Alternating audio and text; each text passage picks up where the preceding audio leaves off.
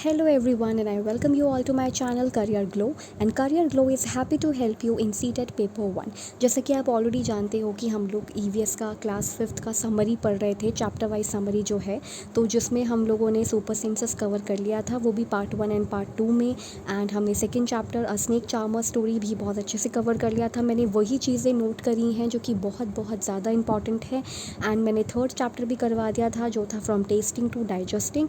And आज जो हम लोग का चैप्टर है, फोर्थ चैप्टर है, जिसे हम कहते हैं मैंगोज राउंड द ईयर। तो बेसिकली आज हम मैंगोज़ के बारे में स्टडी करने वाले हैं। इसके अलावा जो भी इंपॉर्टेंट चीज़ें हैं इस चैप्टर से रिलेटेड, वो सब कुछ आपको पता चलेंगी।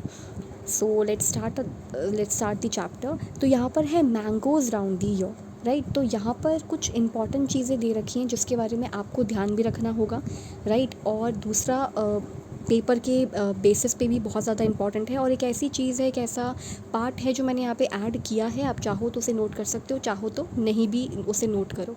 अब यहाँ लिखा है सम फूड गेट्स स्पॉइल्ड। कुछ जो खाना है वो बहुत जल्दी स्पॉइल्ड हो जाता है। मतलब जैसे कि आप देख रहे हो कि बहुत गर्मी होती है तो खाना जो है ना वो बहुत जल्दी सड़ जाता है या ख़राब हो जाता है और उसमें से बहुत स्मेल आने लगती है। तो हमने क्योंकि सेंसस पढ़ा ही है कि आप स्मेल करके, टेस्ट करके खाने को पहचान सकते हो कि ये खाना अच्छा है, खाने लायक है या नहीं है। इसलिए सम फूड गेट स्पॉइल्ड, मतलब जो फूड है वो कुछ ख़राब हो जाता है, उस खाने पे फंगस आ जाता है। And fungus come on the food item, और उस फूड आइटम पे जो फंगस है वो आ जाता है। You can easily check by smelling the food. आप कैसे पहचानोगे कि फ़ूड अच्छा है, मतलब ख़राब है, खाने लायक नहीं है, कैसे? उसका स्मेल से पहचानोगे। और check any change in colour, या फिर अगर उस फूड का कोई कलर चेंज हो गया या कुछ भी, जिस तरीके से भी आप चेक करोगे तो आप इस तरीके से चेक कर सकते हो कि फ़ूड जो है वो ख़राब है या नहीं है, राइट। और इसमें इसी चैप्टर में ना एक एक्सपेरिमेंट भी किया हुआ है जो कि ब्रेड के साथ किया हुआ है कि ब्रेड को एक बॉक्स में रखा जाता है, उसके ऊपर थोड़ा सा मॉइस्चर डाल दिया जाता है और उसे कवर कर दिया जाता है और कुछ दिनों के लिए छोड़ दिया जाता है। चाहे वो आप एक हफ़्ते के लिए या कुछ, मतलब लाइक 5 डेज़ के लिए उसको छोड़ दो, तो उस पर ना फंगस आ जाती है जो कि खाने लायक ब्रेड बिल्कुल नहीं रहता। अब उसकी स्मेल में भी चेंजेस आते हैं। तो ऐसा कुछ एक्सपेरिमेंट इस वाले चैप्टर में है, तो वो थोड़ा सा इम्पॉर्टेंट है। और उसी से हमें पता चलता है कि हमें जो है वो फूड जो है ख़राब हो जाता है, उसमें फंगस आ जाता है, और ये सब आप चेक कर सकते हो, स्मेल करके चेक कर सकते हो। टेस्ट तो आपने नहीं करना है। And we should not eat the spoiled food. हमें स्पॉइल्ड फूड जो है, ख़राब खाना, वो कभी नहीं खाना चाहिए, क्योंकि हम क्या हो जाएंगे, सिक हो जाएंगे। इसलिए हमें खाना नहीं खाना चाहिए ख़राब। And when ever you by anything, और जब भी आप मार्केट से कोई चीज़ खरीदो तो आप चेक कर लो उसका मैन्युफैक्चरिंग या date of packaging before buying anything. इसमें अमन की बीजी का एक एग्जांपल है कि जो, मतलब इसमें एक कैरेक्टर है अमन, तो उसकी जो बीजी हैं, उनकी जो वो हैं, वो जाती हैं मार्केट और वो तुरंत जो ब्रेड होता है वो वापस कर देती हैं, क्योंकि उसमें जो फंगस है वो लगी हुई होती है। तो जब भी आप मार्केट जाओ तो आपको ये सारी चीज़ें चेक करनी होंगी कि इसका मैन्युफैक्चरिंग डेट क्या है।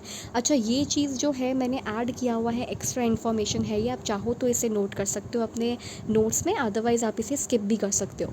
इसके अंदर लिखा है these changes occurred because of rotting of bread. मतलब ये जो फंगस आ जाता है ना, ये जो चीज़ आप देख रहे हो, ये जो फंगस आप देख रहे हो, ये इतना अच्छा ब्रेड था, इस ब्रेड पे ये फंगस आ जाता है। क्यों? क्योंकि ब्रेड ख़राब हो गया। अब ब्रेड ख़राब होता कैसे है उसको देख लेते हैं। The spores of fungus are present in the air. Air में बहुत सारे बैक्टीरियाज प्रेजेंट होते हैं, एयर में फंगस भी प्रेजेंट होता है। और जैसे ही फंगस को एक ऐसी जगह मिलती है, एक ऐसा जगह मिलती है, एक ऐसा सरफेस मिलता है जो मॉइस्ट होता है, मतलब मॉइस्चर वाला होता है, तो वो वहाँ पे ग्रो करने लगता है। So when they get a moist surface, जैसे उसे मॉइस्ट सरफेस मिलता है and food they begin to grow, वहीं पर ही वो ग्रो करना शुरू कर देता है। तो ये चीज़ यहाँ पर इस एग्ज़ाम्पल से हमें समझ में आती है।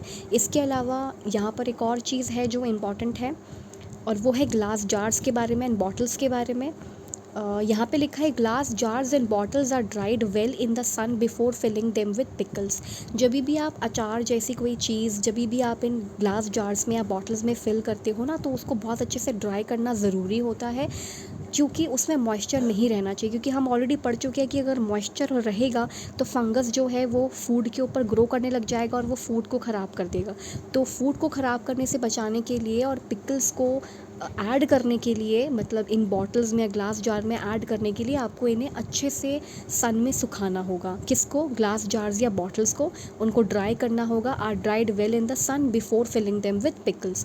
इसके अलावा ये भी चीज़ मैंने एक्स्ट्रा ऐड करी है क्योंकि ये एक्स्ट्रा इन्फॉर्मेशन काफ़ी इंपॉर्टेंट है। यहाँ लिखा है glass jars and bottles are dried well in the sun to remove any moisture. ये चीज़ बुक में नहीं लिखी है कि हमें क्यों ग्लास जार्स एंड बॉटल को ड्राई करना चाहिए। ऑब्वियसली मॉइस्चर निकालने के लिए। In the experiment with bread, the bread got spoiled because of moisture and fungus grew on it. तो जो एक्सपेरिमेंट मैंने आपको बताया ना कि ब्रेड के साथ जो एक्सपेरिमेंट हमने किया था, मतलब उस चैप्टर में, इस चैप्टर में जो एक्सपेरिमेंट है ब्रेड के साथ, वो ब्रेड जो है वो स्पॉइल्ड हो जाएगी अगर उस पर मॉइस्चर आ गया और उस पर फंगस ग्रू करने लगेगा, राइट। तो ये थोड़ा सा एक इम्पॉर्टेंट चीज़ था यहाँ पे ग्लास जार्स एंड बॉटल्स के लिए। इसके अलावा इसके अलावा जो मस्लिन क्लॉथ होता है, मस्लिन क्लॉथ कहते हैं इसको, मलमल के कपड़े को। जो मलमल होता है ना, मलमल होता है वो इवन ना मतलब जैसे आप रसमलाई बनाते हो ना कभी, तो लाइक रसमलाई जब हम बनाते हैं, कुछ ऐसी चीज़ें बनाते हैं ना, तो हमें एक स्ट्रेनर चाहिए होता है, स्ट्रेनर चाहिए होता है जो स्ट्रेन कर देता है सारे पानी को। तो ये मस्लिन क्लॉथ वैसे ही काम आता है। बड़ा मलमल का कपड़ा होता है, या जैसे दुपट्टा होता है ना, वैसे उसमें छोटे से छेद से होते हैं, मतलब छोटे से होल होते हैं छोटे छोटे। तो वैसे ही होता है मस्लिन क्लॉथ भी, जो किसी चीज़ को छानने के काम आता है, मतलब स्ट्रेन करने के काम आता है। अब यहाँ पर है to eat mangoes round the year. अब देखो, आपको ना सबसे पहली चीज़ तो, अगर आप एक टीचर हो तो आपको सारी चीज़ें पता होना चाहिए कि ये मैंगो राउंड द ईयर का मतलब क्या है। अब मैंगो राउंड द ईयर का मतलब ये है कि आपने वो चीज़ सुनी होगी ना, हर मौसम आम, माज़ा के ऐड में आता है, अब तो आपको हर मौसम आम मिलेगा। तो अगर आपको पूरा साल मैंगोज़ जो हैं वो खाने हैं, तो आपने क्या करना चाहिए, आप उसका बहुत कुछ बना सकते हो। To eat mangoes round the year we make different item. हम डिफरेंट आइटम बना सकते हैं जो पूरा साल चल सकती हैं। आपका नेक्स्ट सीज़न भी आ जाएगा और वो ख़राब नहीं होंगी। जैसे आप पिकल बना सकते हो, आम पापड़ बना सकते हो, चटनी बना सकते हो, चिक्की बना सकते हो। चिक्की बेसिकली मतलब कुछ ऐसा एक चॉकलेट जैसा होता है, और उसमें मैंगो जो है वो, मतलब जो आम पापड़ टाइप जैसा ये होता है वो। तो पिकल आप खा सकते हो through out the year. And आम पापड़ को यहाँ पर ना, इस चैप्टर में आम पापड़ को मामीदी तंद्रा कहा गया है। मुरब्बा भी आप बना सकते हो, चटनी, आम पन्ना वगैरह। जैसे कि आम पन्ना जो है वो तो आप मतलब गर्मियों में पीते हैं, या फिर मैंगो शेक वगैरह पी लेते हैं, आम पन्ना पी लेते हैं जो अनराइप मैंगो से बना होता है। तो ये सभी चीज़ें करके क्या कर सकते हो आप, मतलब ये सभी चीज़ें अगर आप करोगे तो आप सारा मैंगो जो है पूरा साल इंजॉय कर सकते हो।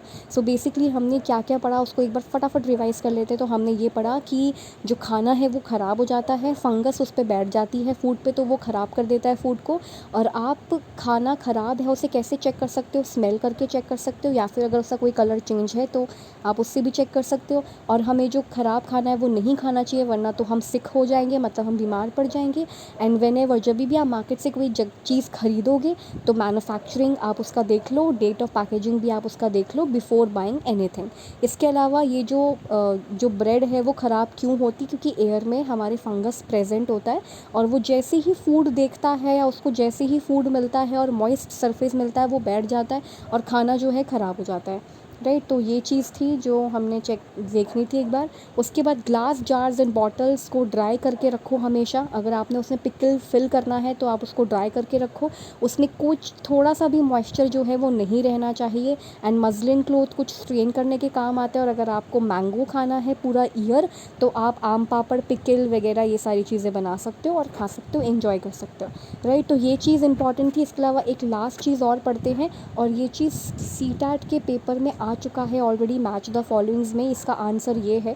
तो हम यहाँ पे एक बार मैच भी कर लेते हैं। जो मिल्क है, मतलब यहाँ पर ये है कि फूड आइटम एंड मेथड, इसका मतलब क्या है कि वो क्या फूड आइटम है जिसे आप मतलब वो कौन सा मेथड है जिससे आप इस फूड आइटम को सेव रख सकते हो, मतलब किस तरीके से आप कौन सा मेथड इस्तेमाल करके फ़ूड आइटम्स को एकदम सेफ़ रख सकते हो।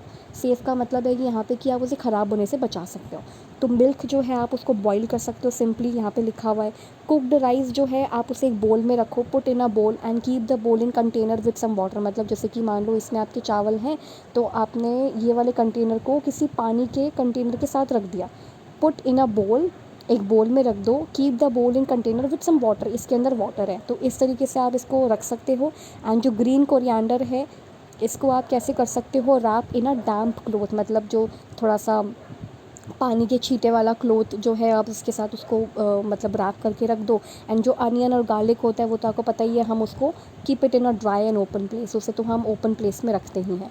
तो ये सारी ही चीज़ें हैं, ये सारे फूड आइटम्स हैं और ये मेथड है उनको सेव करके उनको बचा के रखने के लिए, सो दैट वो ख़राब नहीं हो या उनमें मॉइस्चर जो है वो ना जाए।